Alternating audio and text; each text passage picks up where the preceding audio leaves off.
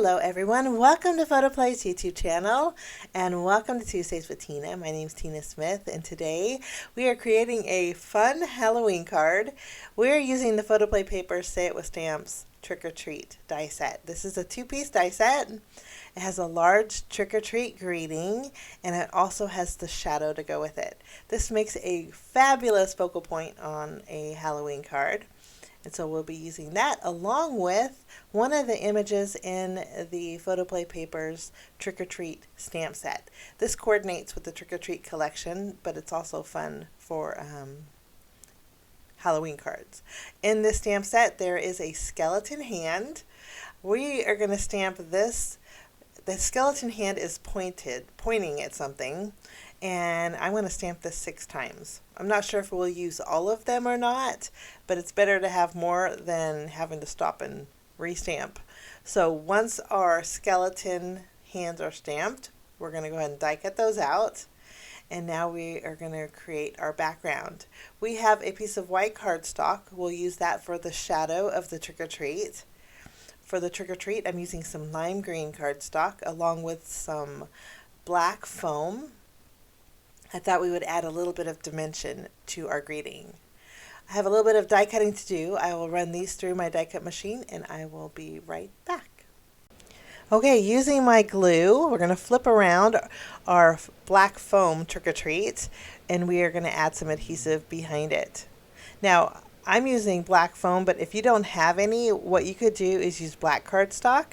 You would die cut out 3 trick or treats, stack them together, and you would get the same effect. Just something to add a little bit of dimension to your greeting. We'll tack this down to our shadow. I love the way this looks. In fact, this would be a great thing to mass produce because if you want to punch a hole in it and add it to a treat bag for Halloween or for trick-or-treaters, I think that would be adorable. With our green trick-or-treat, I thought we'd do a little bit of coloring on it using some markers.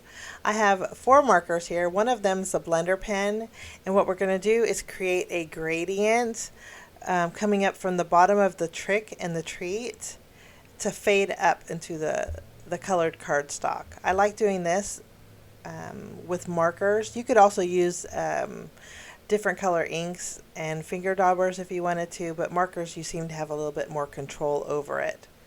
I have 3 different colors of green. I'm starting with my darkest green and I'm going to add just a little bit of dark green to the very bottom of each of my letters, and then I'll go in with my medium tone, kind of doing a flicking motion.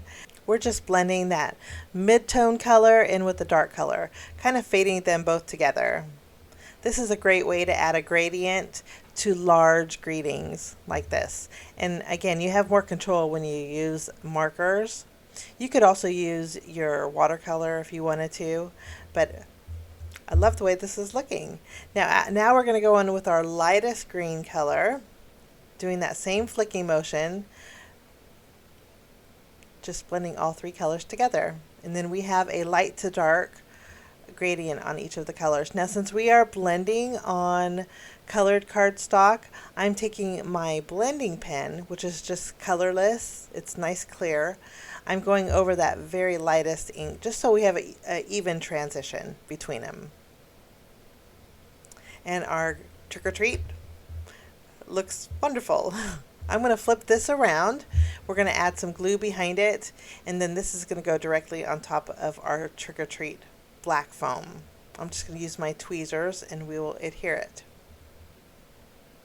If you wanted to offset this too for a little added dimension, you very well could. And I think that looks wonderful. I think this would be great with orange cardstock or purple cardstock also. I'm going to add a little bit of shimmer to my trick-or-treat. I'm going to use my sparkle pen and we're going to go over all the letters, just creating some subtle sparkle. And then I think that will finish it off. Love that sparkle. Okay, we are going to bring in our card base. I have an A2 panel of black cardstock. We're going to use the tape runner and adhere this directly to our card base.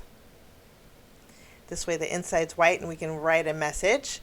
And then I also have a piece of black and white diagonal stripe paper. We're going to adhere this to the bottom of some purple cardstock.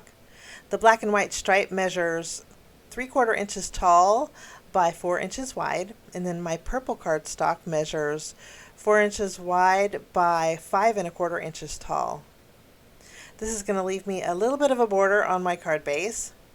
I'm taking my panel and my card base. We're using my corner rounder. I'm using the larger 1/2 inch side, and we're rounding the upper corners of the card. I noticed my trick or treat has a little bit of an arch, and I thought this is a great way to tie everything together. Speaking of tying things together, I'm going to take some black twine. We are going to tie a bow over the seam of our purple panel. I'll just trim the tails of that twine, and then I will take my tape runner and we are going to adhere it to the front of our card base. If you wanted to use glue, you can also use glue for this, but since the twine is not that thick, I think we can get away with just adhering it directly to the card base. Now we have our trick or treat. Using our tape runner, we're going to adhere this in that purple section. It'll fit beautifully. Once we have our trick or treat adhered, we have our pointing skeleton hands or arms. I'm going to use a little bit of glue, and I thought we would add these skeleton arms all around that purple section, all pointing at the trick or treat.